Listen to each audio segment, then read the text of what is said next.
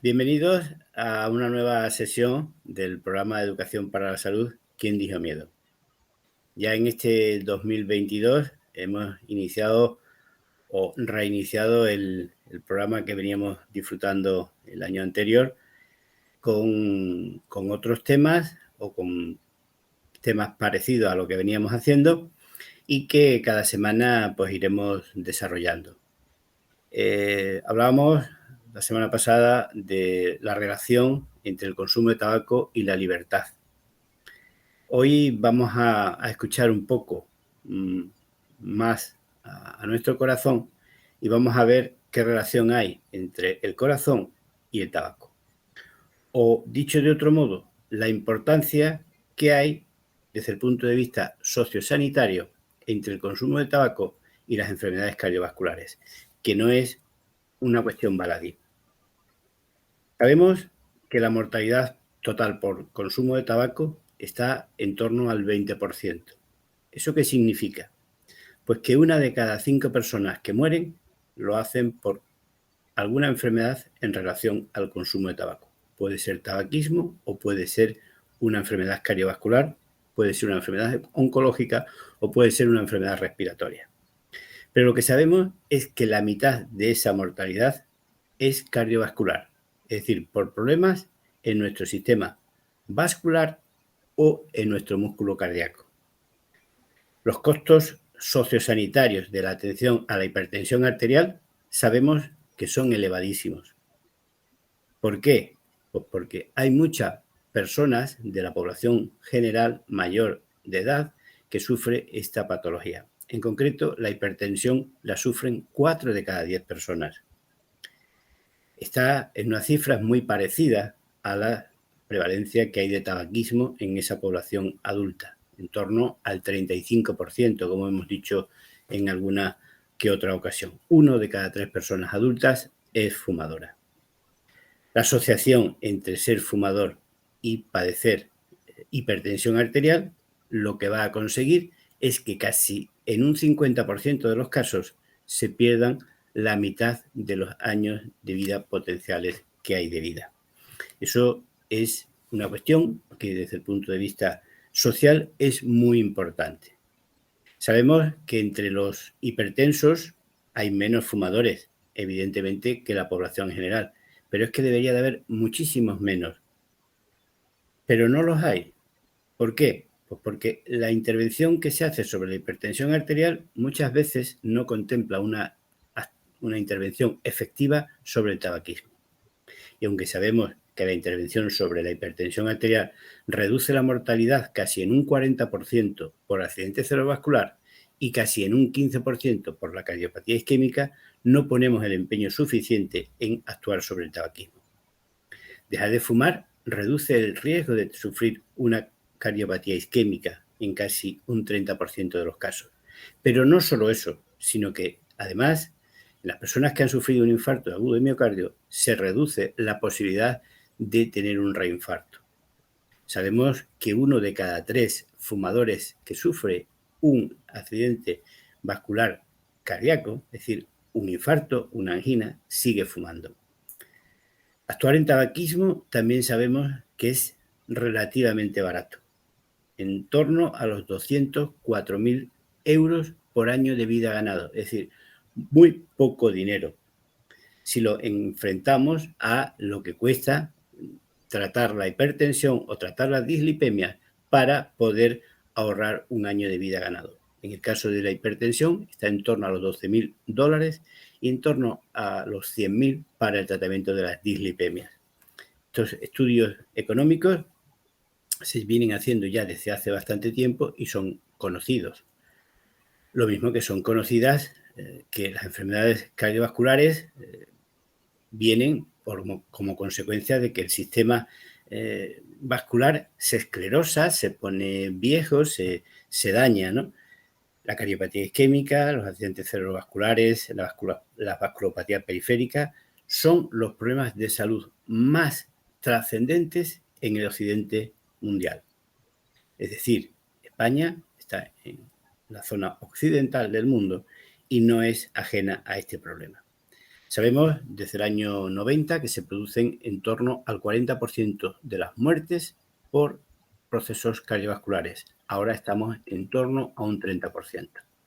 Es decir, las enfermedades cardiovasculares constituyen un conjunto de trastornos y de problemas no solo del corazón, sino de los vasos sanguíneos, la hipertensión arterial, la cardiopatía coronaria, las anginas de pecho o los infartos, ahora se llaman episodios cardiovasculares con alteraciones o no alteraciones eléctricas, la enfermedad y el accidente cerebrovascular, los ictus, las enfermedades vasculares periféricas, la insuficiencia cardíaca, la cardiopatía reumática, la cardiopatía congénita y muchas miocardiopatías. Es decir, hay muchas enfermedades cardiovasculares. Por lo cual, estas enfermedades cardiovasculares van a producir un alto impacto en nuestra sociedad, un alto impacto sobre todo desde el punto de vista socioeconómico. Y fijaros, desde el punto de vista de las bajas laborales, la quinta causa por la cual se obtiene una baja laboral es por una enfermedad cardiovascular. Casi el 17% de las enfermedades que se producen en nuestro país se producen por causas cardiovasculares. Tan importantes como las lumbalgias, que muchos de nosotros podemos sufrir, la depresión, otros trastornos musculoesqueléticos, por los cuales son las causas más frecuentes de baja laboral. Así pues, las enfermedades cardiovasculares constituyen la primera causa de muerte y de hospitalización en nuestro país. Aunque esto no salga en los telediarios, aunque esto no salga en las noticias diariamente, y esto genera un gasto sanitario que es superior, solo en estas enfermedades cardiovasculares, superior a los 4.000 millones de euros anuales. Es decir, son unos costes sociosanitarios muy elevados, yo diría elevadísimos. Y sobre todo, si lo comparamos con lo barato o baratísimo que supondría el tratamiento del tabaquismo. Los costes sanitarios no solo son en medicación, son en atención primaria, son en atención especializada, son en atención hospitalaria y son en la continuidad, en la cronicidad de esa atención sanitaria. Podemos decir de modo global que los costes sociosanitarios de tratar las enfermedades o las principales enfermedades en relación al tabaquismo superan los 20.000 millones de euros anuales, es decir, cifras astronómicas y cifras que duplican con seguridad a los beneficios que se obtienen por la venta de estos productos. Esto no es una cosa nueva, todo esto que sabemos de las enfermedades cardiovasculares no es una cosa de ayer ni de antes de ayer, sino es algo que se conoce desde hace al menos casi 70 años ya. Desde 1948, a mediados del siglo pasado, se comenzó un estudio en la ciudad de Framingham, donde se empezó a observar, un estudio observacional prospectivo, a la población y se le siguió durante 66 años. Los investigadores recogieron datos, recogieron circunstancias, no solo de enfermedades, sino de cuestiones que hacían, de ejercicio, de alimentación y de otras cuestiones. Y empezaron a asociarse diversas circunstancias, como circunstancias constitucionales, varones, hembras, estados patológicos de enfermedades, hábitos, y así se fueron conociendo lo que hoy llamamos factores de riesgo cardiovasculares, entre los cuales están las dislipemias, está la hipertensión y, por supuesto, está el consumo de tabaco. Pero el consumo de tabaco, como vosotros bien sabéis, no es solo un factor de riesgo. El consumo de tabaco se ha convertido en una enfermedad por adicción o por consumo de nicotina, que es la sustancia a la cual muchos de las personas fumadoras acaban sufriendo. El 90% de los fumadores sufren dependencia a la nicotina. El que vayan a tener otras repercusiones de salud ya es cuestión de juntar esos factores. Y lo que sabemos es que la evidencia entre el consumo de tabaco y la hipertensión es conocidísima y es directa. Y sabemos también que los fumadores hipertensos que continúan fumando sufren más esa hipertensión arterial maligna y sobre todo la hipertensión arterial vasculorrenal, es decir, cuando ya fallan los riñones. Y sobre todo también sabemos que esta relación se produce por 3 sustancias que hay contenidas en el humo del tabaco. Una de ellas es la nicotina, que es un alcaloide natural de la planta. Otra de ellas es el monóxido de carbono, que es un gas que se produce en la combustión, es decir, se produce por quemarlo. Y otra de ellas es el cadmio, que es un metal que se contiene o se produce en la combustión de estas sustancias que se queman para inhalarla. Este estudio de Framingham situaba como niveles para decir que una persona era hipertensa o no en cifras de la tensión arterial en torno a 160-95 milímetros de mercurio en personas mayores de edad. Y se veía que casi el 40% de la población mayor de 18 años sufría hipertensión arterial. Mirándolo por sexo, se ve más en mujeres. Las mujeres sufren más de hipertensión que los hombres y conforme van avanzando en la edad, pues va aumentando la prevalencia de esta enfermedad. Es decir, en personas más mayores va apareciendo esta enfermedad.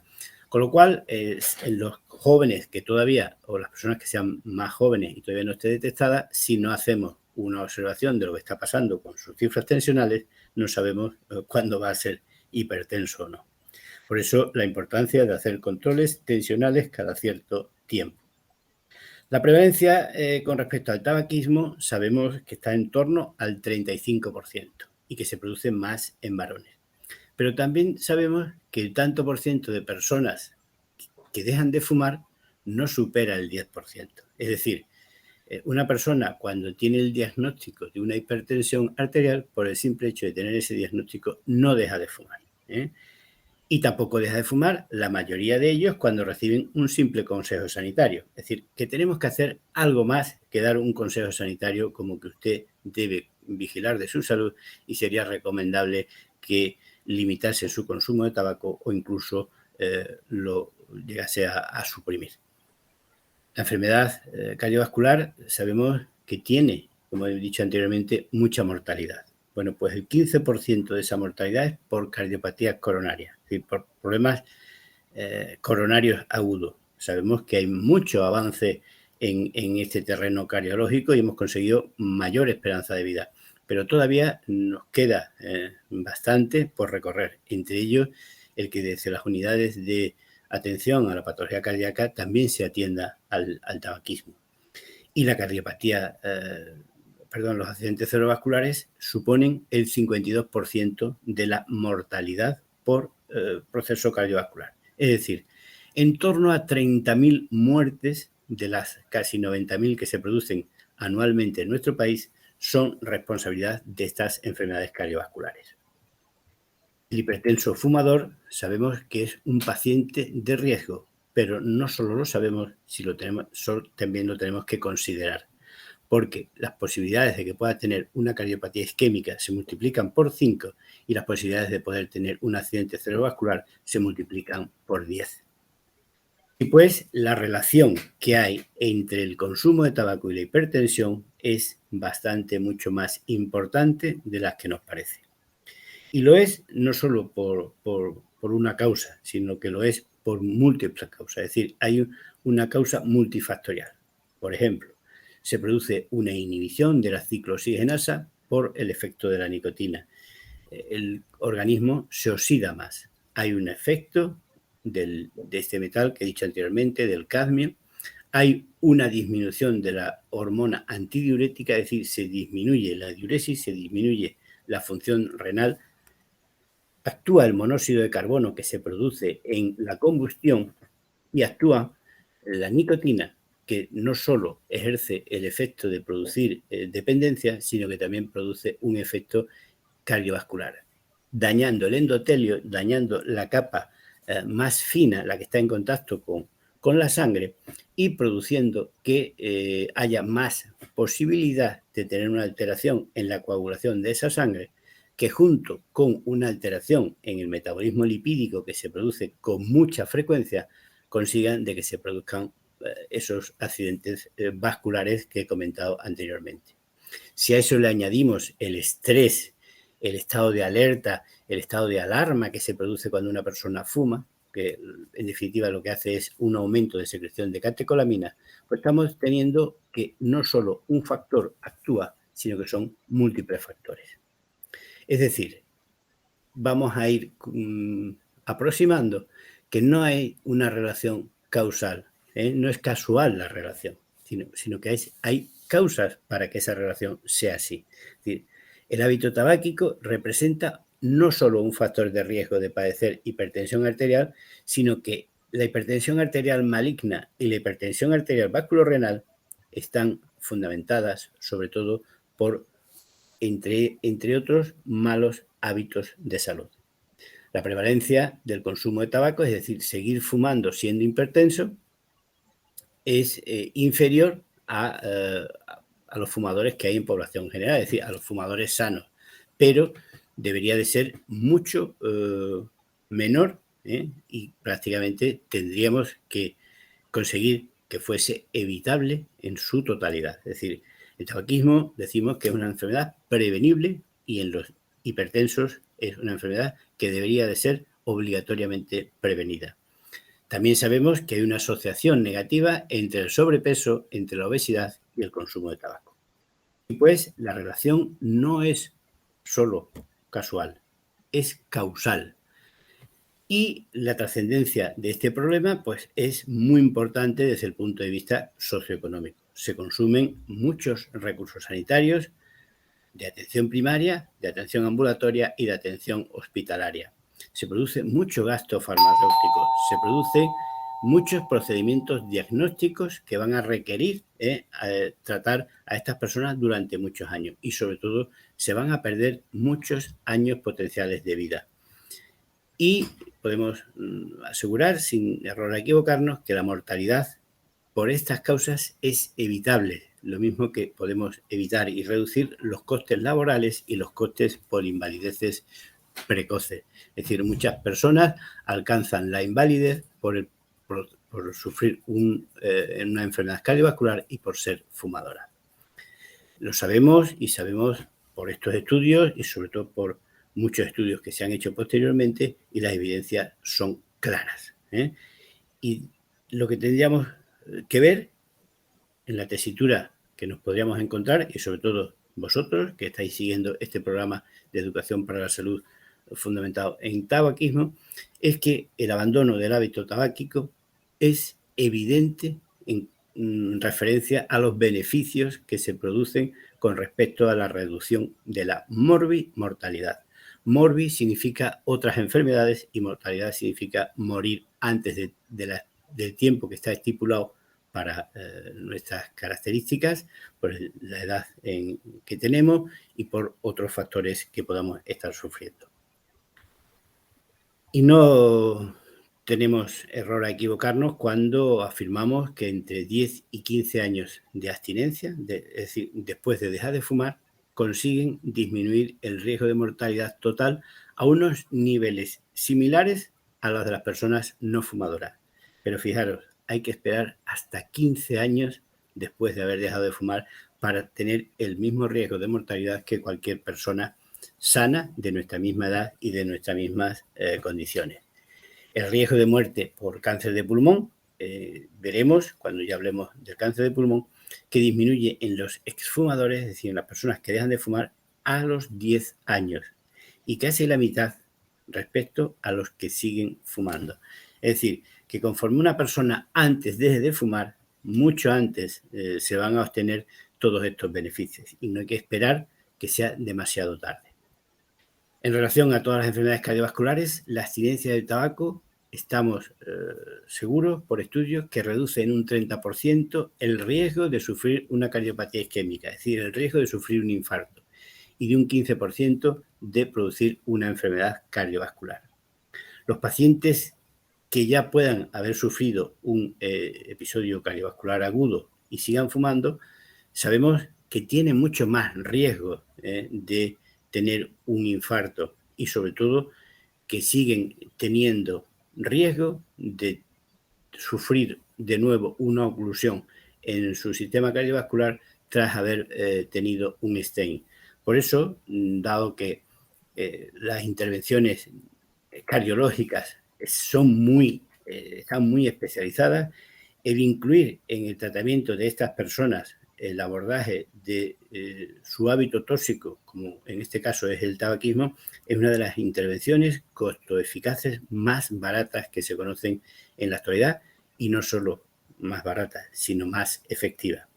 Así pues, la intervención sobre la hipertensión arterial y el consumo de tabaco tiene que ser una materia obligada, sobre todo no solo porque reduce el peso de enfermedades, no solo porque reduce la mortalidad, sino porque los efectos a nivel social y económicos son muy evidentes, y son tan evidentes como que cada persona que deja de fumar a tiempo disfruta mucho más los años de vida que le quedan por vivir.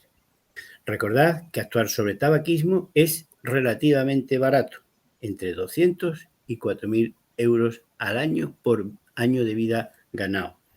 Que el coste en hipertensión o en dislipemias multiplica por mucho el coste de la atención en tabaquismo, y que es responsabilidad de todos los estamentos de salud pública, del Servicio Extremeño de Salud, de la Junta de Extremadura, de las sociedades científicas y sobre todo de las asociaciones de pacientes, el que se puedan impulsar medidas sobre la actuación sobre estos factores en el marco de una intervención comunitaria basada en la promoción de estilos de vida saludables. Es decir, necesitamos planes de actuación en tabaquismo que sean efectivos, que sean, porque ya sabemos que las actuaciones son eficaces, pero para poder ser eficaces hay que ser efectivos.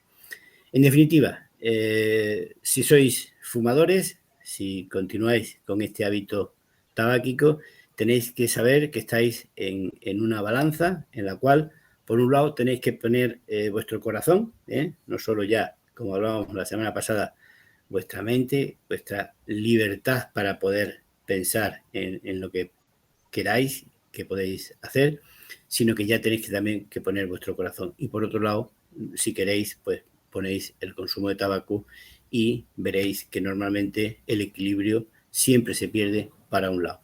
Entonces, creo que estáis a tiempo en mantener ese equilibrio y que prepondere la salud de las personas que nos escuchan. Así que muchas gracias y nos vemos en una siguiente intervención.